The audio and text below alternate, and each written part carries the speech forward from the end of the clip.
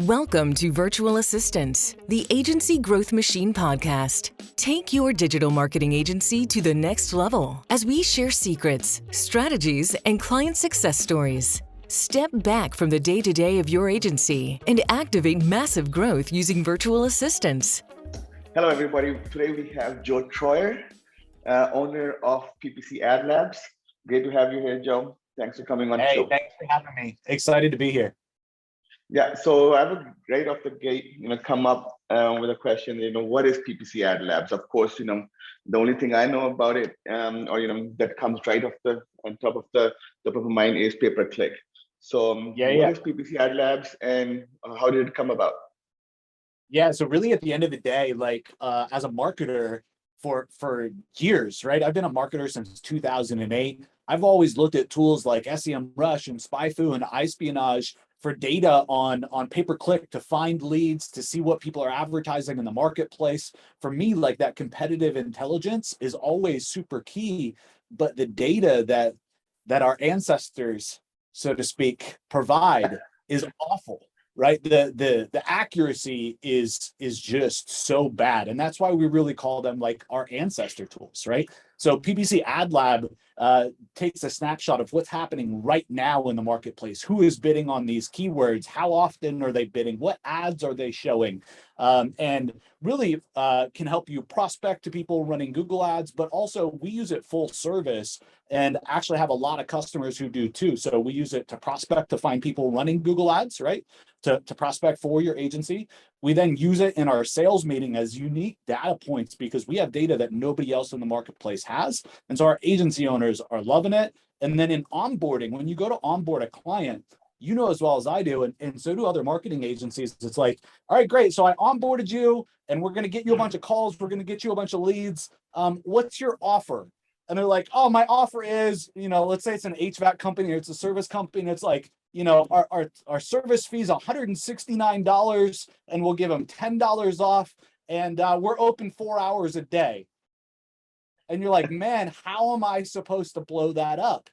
So we use it a lot to understand in the market, what are the offers? What are the ads that are out there? What are people advertising? Because if we're just inside the Google Ads account and running that and doing our thing, our fulfillment in there, but we're not looking at what's happening in the marketplace, we're going to lose, right? And that's data that Google Ads doesn't show us. So really, at the end of the day, we believe that there is a hole in the marketplace, and we're really looking to fill it. So that's the whole, yeah. So that's very interesting because, some of us, or actually all of us, we're just very, very content with the data we get. So you turn the table around and you're like, okay, we're not going to, everybody's running analysis, analytics and whatnot, but you went to the root. You're like, I'm going to change the data points, which is very interesting, right? So what we do here at RevStack is, of course, once all that information comes in, for us, I think the role would be one of the, we provide 3 roles, the SDR role. They would get that information, and that's basically equipping your team with, with the tools of, I don't, for the lack of a better word, knowledge that, how to basically have focus, hunting ground for your, clients, and not just to look at your own Google Analytics in your silo, but look around, what's everybody doing and how to be on top of the list, as far as all the competition is concerned. Very interesting. So so this was the gap. So what was the toughest thing? I would think the data, having good data, the whole thing last 10 years, if you see in any industry, this big word that came out of nowhere, big data. I had no idea. I was working for JP Chase and I got some opportunity to go from incident management to big data. I had to Google what big data is, but it was so much talked about. So I had to move from incident management to big data. So what were the challenges of getting those unique data points that you were talking about? Because I don't think that you can just go open a shelf and take those unique data points. Yeah, I mean, that is the mystery. That is the biggest challenge. And that's, I'm sure, why our ancestors, so to speak, had such a problem as well, right? And why their data is so incomplete is because it's really, really hard to trick Google and to get the data that you're looking for. And what I mean by that is like, you got to show localized search results, right? We're all helping local businesses, I mean, or national, but really like we're doing localized search results. And then, the algorithm is showing us ads based upon targeting in the Google Ads interface, right? And so if you can't say, do a search right now for HVAC technician or HVAC company in this zip code, your data is not any good. So like, that's the thing is like, we had to really get a hold of a system that could work for us to be able to pinpoint down to a zip code, down to an area, down to a neighborhood, and be able to real time with a desktop, with a laptop, with a mobile device, with a tablet, be able to run those queries and get the right data. And we worked that. I mean, man, honestly, I've been working that solution for over a decade, right? And it's just like, we finally got it. And then like they say, the rest is history. And as soon as we got it, within 90 days, that app, PPC Ad Lab, was live and in beta, and we had 200 customers. Like, so like, it's really all about finding that solution. You're exactly right. No, so that's pretty interesting. So you said this PPC Ad Lab is an app. Now it's on Android, it's on iPhones, or is it on computer? How do we use it? And it's not service that your clients come to you and then you go run with it. You actually let your clients log in and use the service on their own. Interesting. Yep, it's a SaaS application, right? So you can log in on any device, but we're tracking advertisers. And advertisers can with Google say, I only want to show on desktop, or I want to show on mobile only, or on tablet only. And so if they have those options, we need to be able to show data only based upon that as well, right? And so our targeting was the key, right? Getting the platform to get us the right data, you're right, was the bottleneck. And it took us literally over a decade. I've been playing with systems and processes to get us real data. And it literally took that long. As soon as we got it, within 90 days, we had a complete application that was live and to the public, and it blew up. And it blew up because we solved a problem that's a decade plus old in the industry, right? And we knew it was the problem. It was just a matter of getting the solution correct, if you will. Yeah, so one of the questions that I would say, so of course, if someone goes in, starts using this PPC Lab, so what's the learning curve on that? So I know I would imagine there's some nuances they would have to go through. Okay, prerequisites, these are requirements before you go to ground one. And the second part of the question is it something that they could set it up and have something recurring, so they can then delegate and move away? They don't want to be in there using their own time day in, day out. So it's something that they can assign a virtual assistant or one of their operations people to that. How does that work?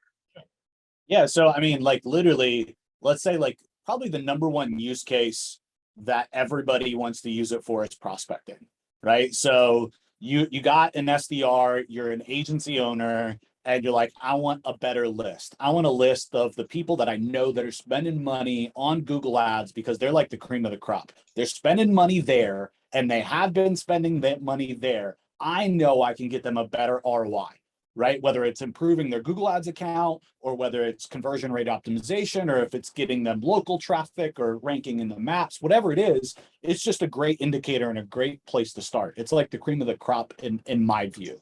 So, okay, great. Then what niche are we going after? So we're going to define, it's air conditioning repair contractors, right? So we're going to do a search for air conditioning repair. And then what we need to do is define the cities, right? So what locations do we want to find air conditioning repair companies, right?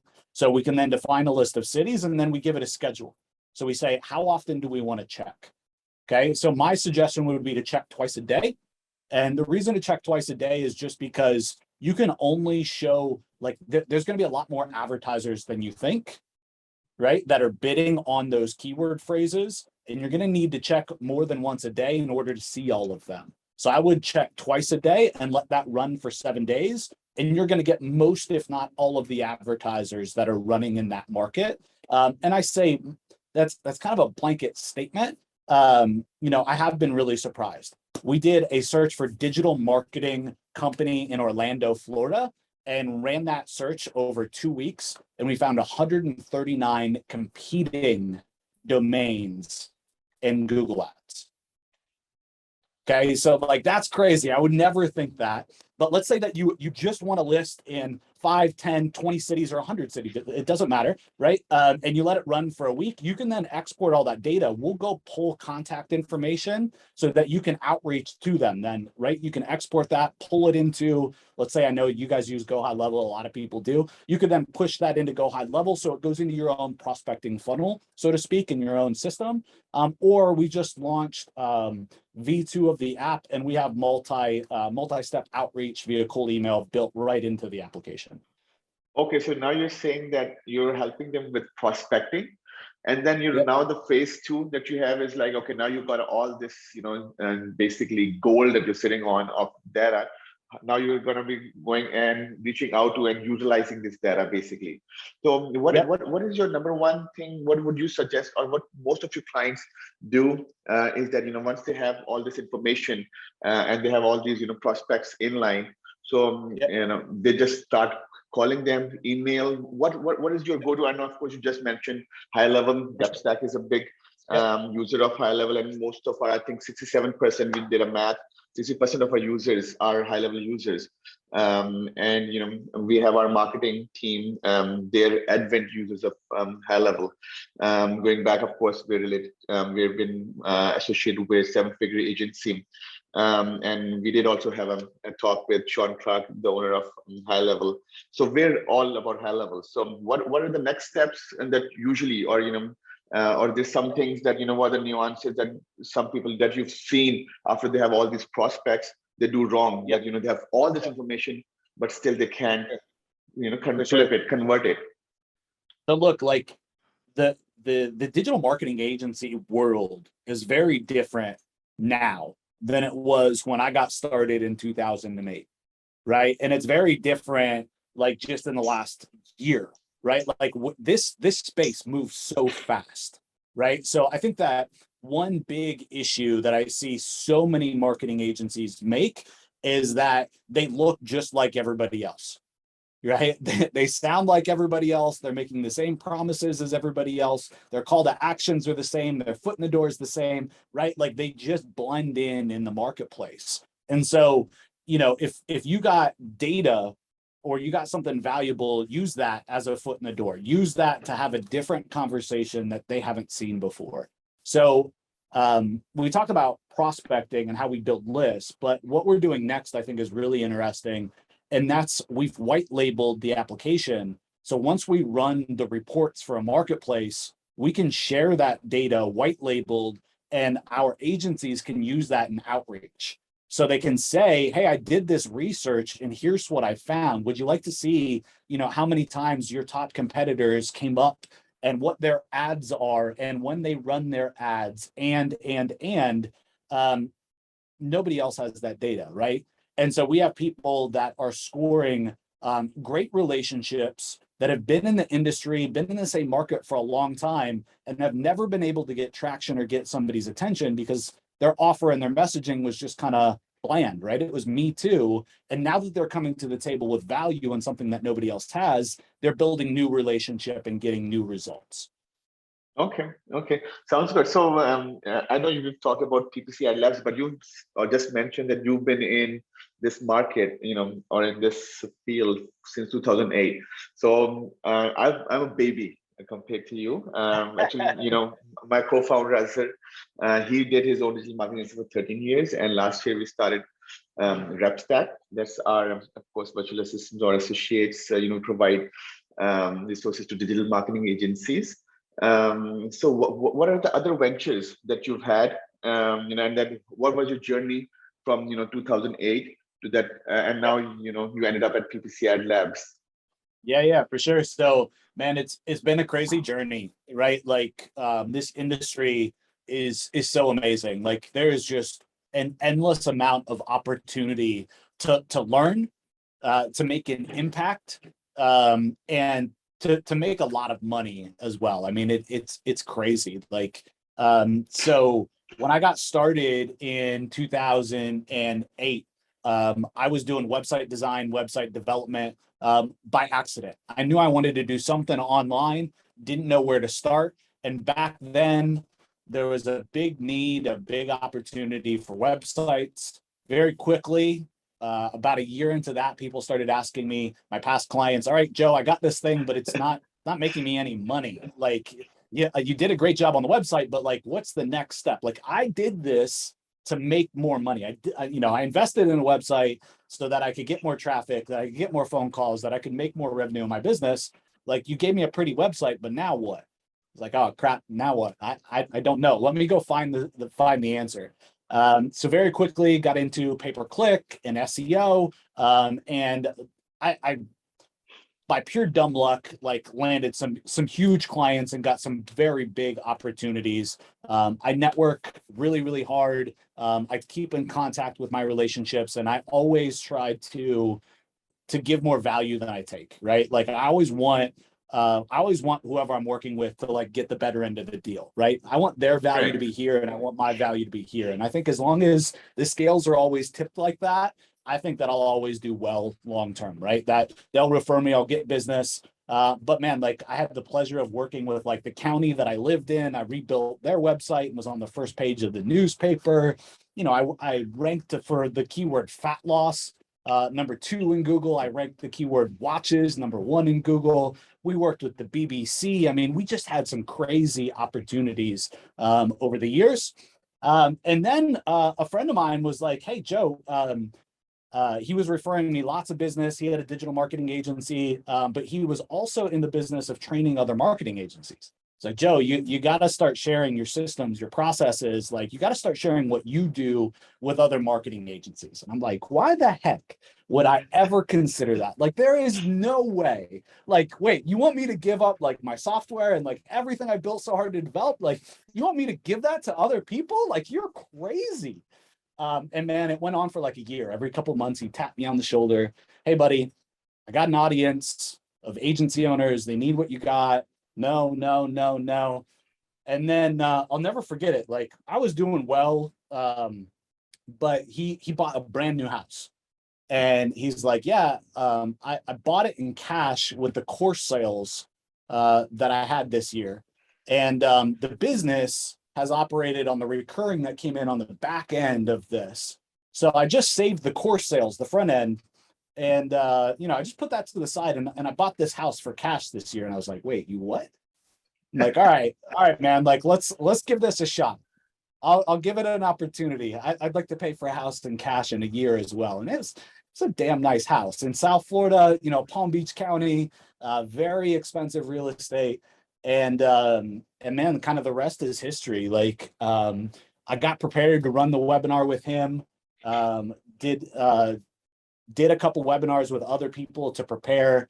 And we ended up doing like $80,000 in sales live on that webinar. And I was like, all right, yeah, I think this is cool. A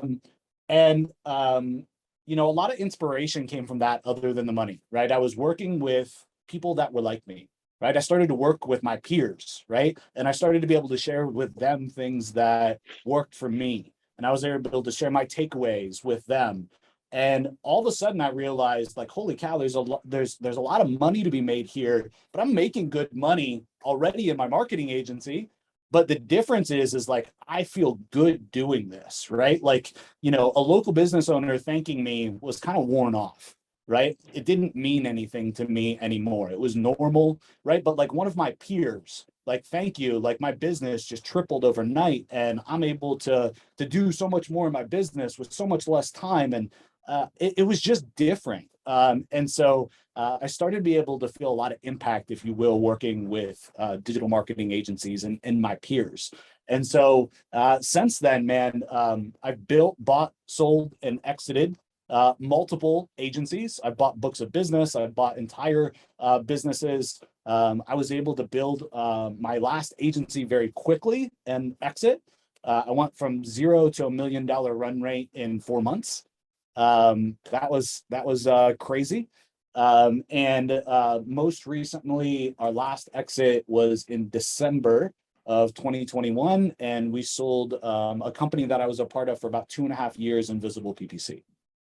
Okay, so really quick on that. So what I just heard is, if you build it, they may or may not come. You gotta also invite them. You gotta put posters, billboards on Oh the yeah, road. Okay, there's a field. Come play here. So it's not just about building a sure. website Yeah, and just say where's the money, right?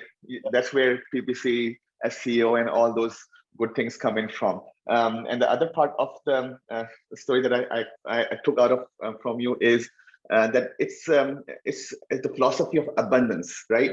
That you said, oh, why would I share this with my competition? This is me. But I think, and the end, you said, okay, the money was good, but the impact, right? Just helping other people, sure. and as you have already had the journey, and you don't want someone to be, to be there and suffering. You're like, man, okay, I figured this problem out 10 years ago. This is how you Yeah, do it, and it's done. So for that's sure. exactly, sometimes when people come to us at RepStack, and we have this very hard qualification process for our clients. Initially, we were like welcoming in everybody, but then we're like, okay, we got to position our associates for success, and for that, if someone's just a one-man show and he just woke up and just registered his digital marketing agency, and now he brings our VA in, and he's like, okay, making money. That guy's gonna be, coming back to us within a week or 2 weeks. So we qualify our clients, and if they don't work, then point them towards, Fiverr, Upwork, wherever, Yeah. just to make sure that they get their work done. But we're like, maybe we're not the right person. So that's something very interesting. And it's enough, like as you said, digital marketing agencies, it's of course changing, but there's enough, so that everybody can help each other, and help other people, because it's only going to grow from where I see it right now. Sure. I've been only in this industry, and I'm still trying to learn for 14 months. And I'm still trying to learn, 101. This is 101 of digital marketing agency. Anytime I think, oh, I know it, something changes. I'm like, okay, I got to go learn it. So one thing I also want to ask you, on topic of learning, sometimes you learn stuff, it's good. And sometimes you have to unlearn it. You're like, okay, man, I was doing it wrong, and to get out of habits is pretty hard.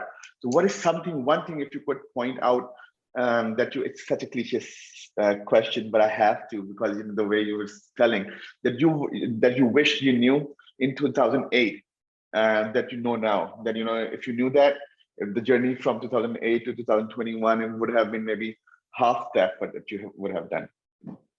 No, I think looking back, like you said, like going at it with that abundance mindset and not being so close guarded with my IP or my secrets, or and I say that, but I think like you truly have to, like, you have to take care of yourself first in another sense. Like I think only, at least for most people, I know it was this way for me. I had to like take care of me and had to feel like I had some success and that I was stable, right? That my life was stable, my relationships were stable, my financial system was stable before I could then turn around and be abundant, right? Like, and I could share with everybody else. So I think that I think the habits and consistency, I think, is the thing I would push upon people. Every day trying to be that best version of you, whatever that looks like, right?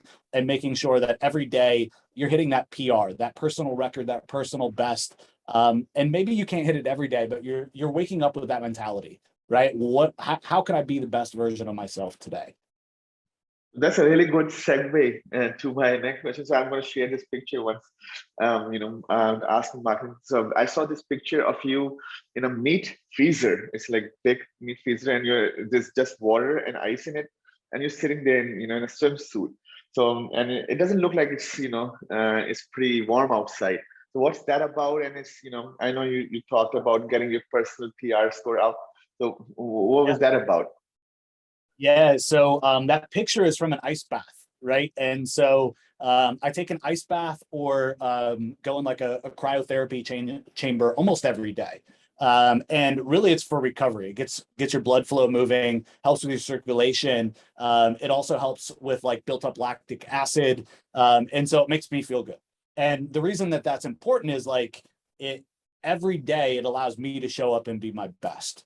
And so every day I want to make sure that I can do that. I don't want to come into work, go into a client meeting and I'm hungover from the day before and I'm half awake, right? Like that's not going to serve anybody. That's not going to serve me. That's not going to serve my clients.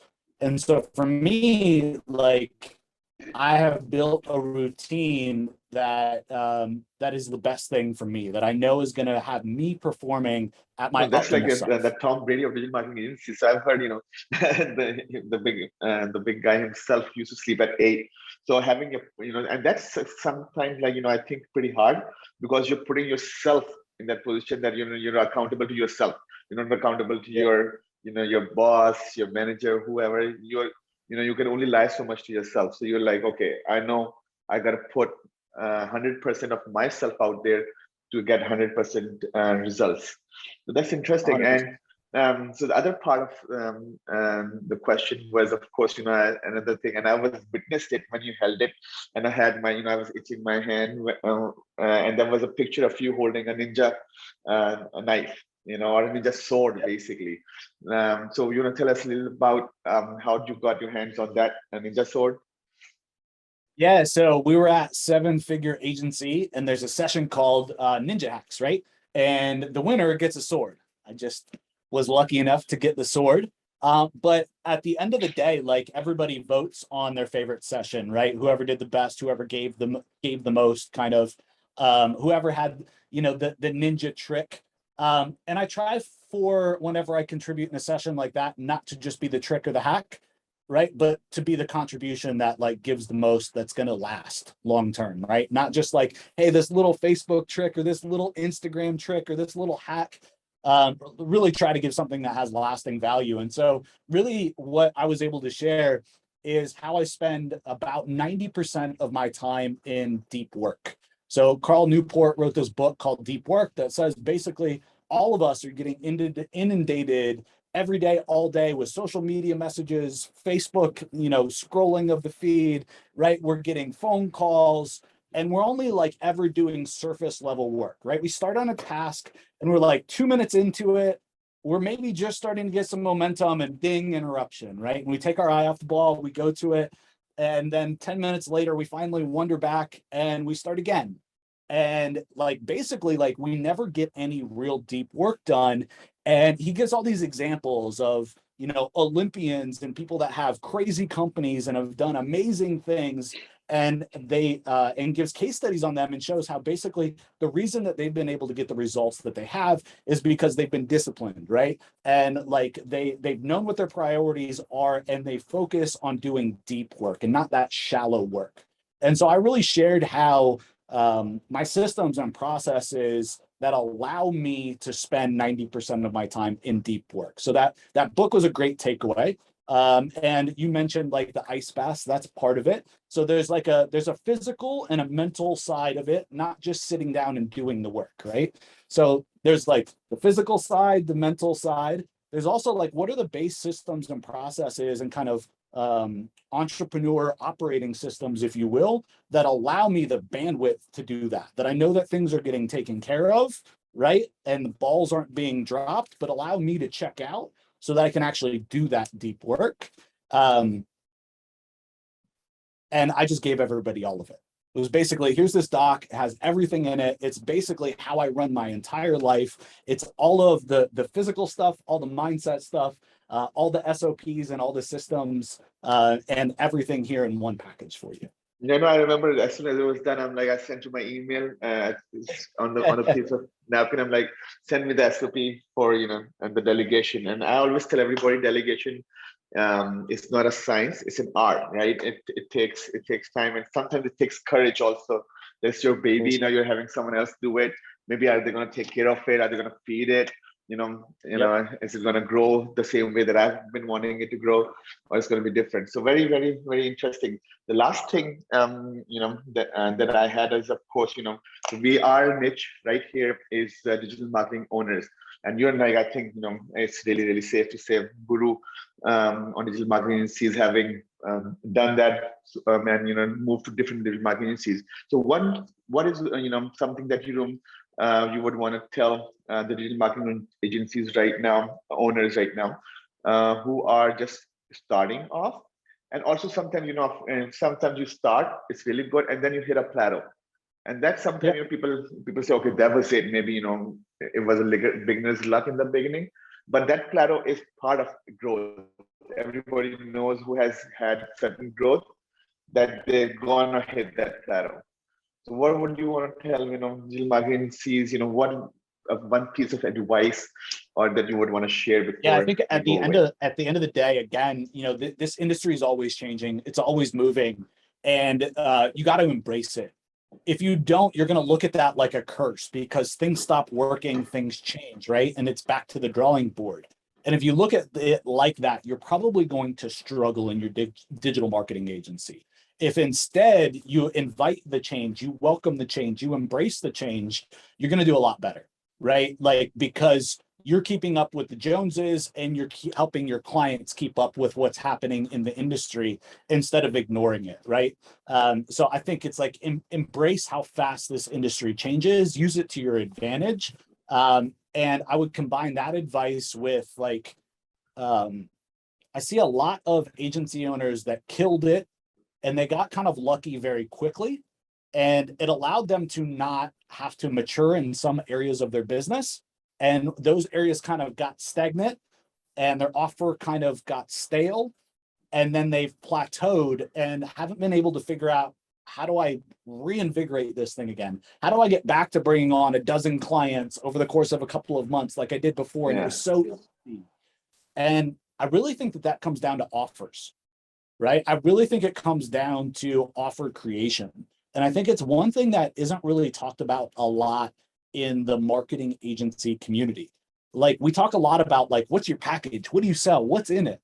We don't talk about like, what's the offer and how do you make a good offer and how do you make a compelling offer and how do you do risk reversal and like, how do you get somebody to really believe in your offer? So there's a book called $100 Million Offers by Alex Hormozy. My advice would be read that book and embrace that things are always changing.